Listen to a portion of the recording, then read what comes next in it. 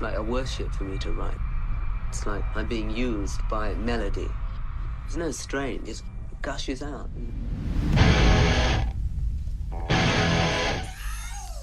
He was the pioneer of the glam rock movement. He deserved universal acclaim. He was the biggest selling poet in Britain, and he loved that.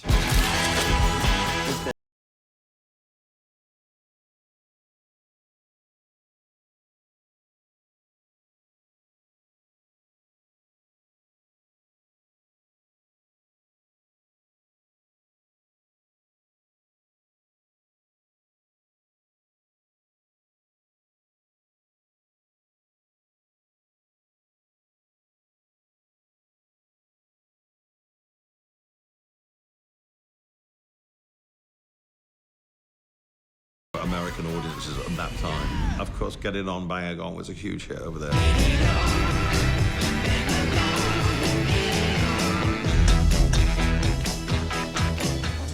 We were going to explore Marc Bolan as a composer, where he's never gotten his due. All right! I just had to work out words. Marc Bolan seemed to invent a kind of language.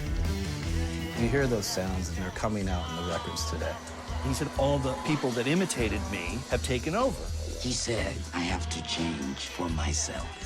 All of a sudden you hear, wham!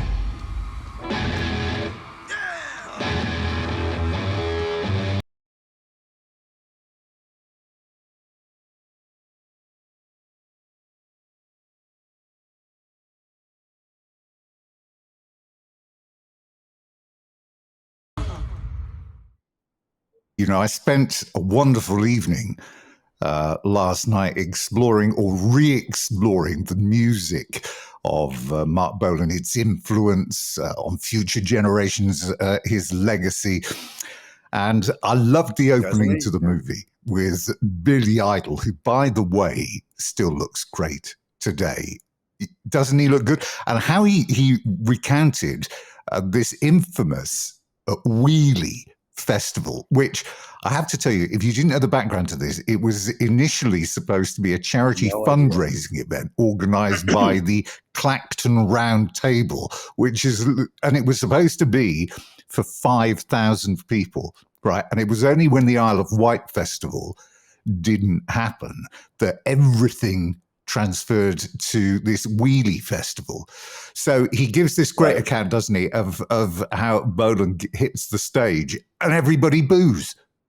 And it gives you an indication of his character, doesn't it, Bolan? That he could actually stand up there and basically tell everybody to fuck off. Yeah. And the reason why that was in my longer cut, that Billy Idol moment, because it's so great. And I showed the film to a really extraordinary, with a rough cut, the long cut, to an extraordinary editor who I've known for a long time, who is Martin Scorsese's editor for his music docs, David Tedeschi. Yeah. And I said, David, could you take a look at this and tell me what you think of the whole rough cut? And he said, Ethan, what is it that you would want people to know about Marc Bolan the most? And what would you say as an introduction about him as a person, about his character? What do you want to convey? And I thought, I want to convey his courageousness. I want to convey that he had balls, that he had a toughness to do what he did in the way he wanted to and the way he believed he could do it. And all of a sudden, and then he gave me some other thoughts. And then I had a discussion with my own editor who was in that meeting. This was all during the lockdown, so it was all on Zoom. My life is on Zoom. And our lives are on Zoom. And I said to the editor, I said, I'm going to do something bold. I know how I want to open the film. I'm going to open it with that Billy Idol moment. And the editor said, okay, I know how to do this. I know how we can do this, Ethan. And that's how it happened. And it was the best decision at that moment that I made. And that story was way at the end of the film in another cut.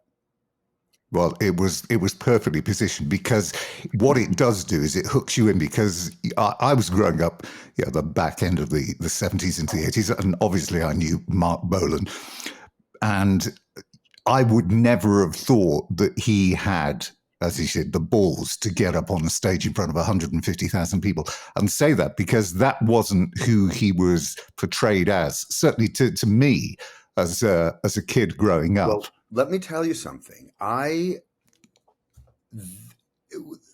Many people that I talk to, a lot of when you're making a film like this, you have a lot of discussions, some of which make the film, some of which don't, but they certainly inform the character you're portraying and the story you're telling.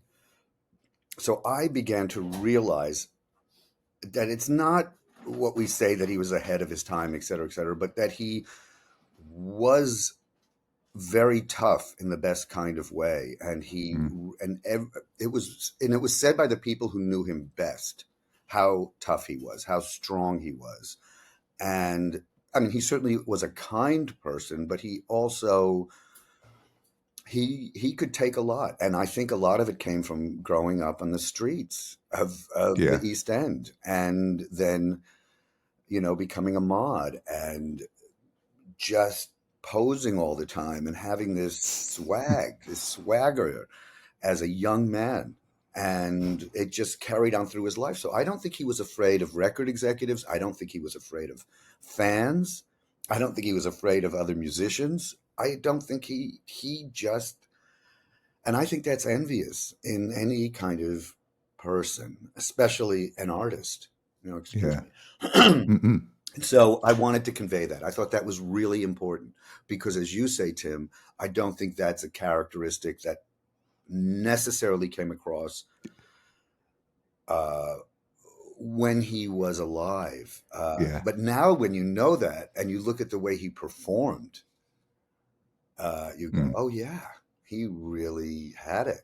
That really informed how he created his whole act in a way. Bill Kerbishley said that he deserves the acclaim that he didn't get, especially for being one of the great songwriters and composers of his time.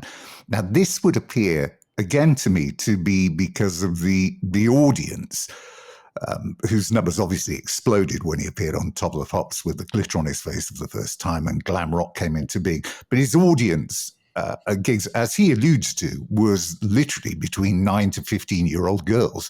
Now, they aren't really those that are following him for the quality of his songwriting or his expressive poetry. Right.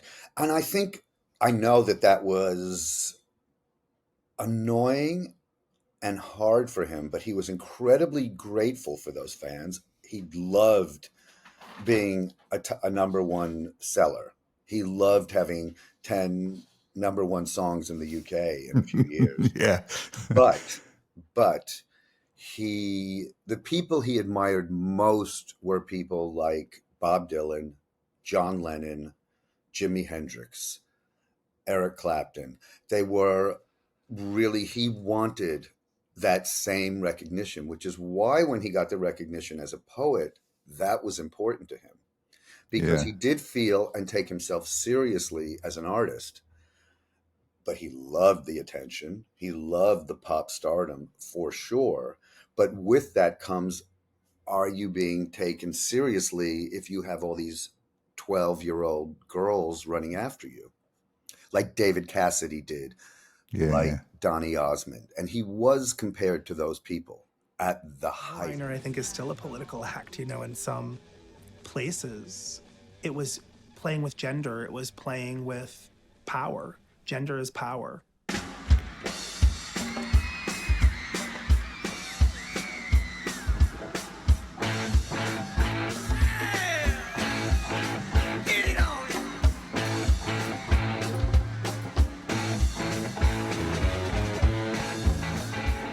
To take something feminine and put it on a man or a musician and make it sexy, I think that's dangerous. I think people love that. Like Joan always says with her guitar, it's pussy to the wood. Show my love, yes you are. It's something that affects people emotionally and sexually, and it's just glitter, it's just paint and powder and pigment. But when people see it,